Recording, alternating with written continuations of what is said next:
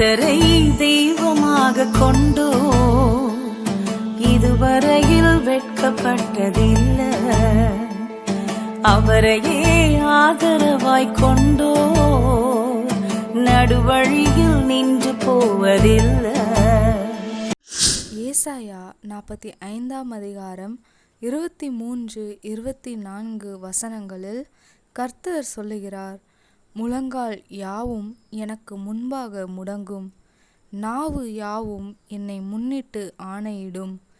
இன்று நான் என்னை கொண்டே ஆணையிடுகிறேன், இந்த நீதியான வார்த்தை என் வாயிலிருந்து புறப்பட்டது, இது மாறுவது இல்லை என்கிறார்.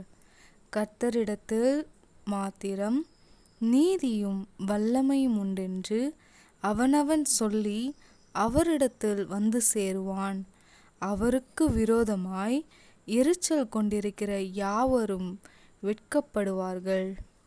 ஜெபிக்கும் போதெல்லாம் என் பதிலானாரே, வாழ்க்கை முழுவதும் என் துணையானாரே.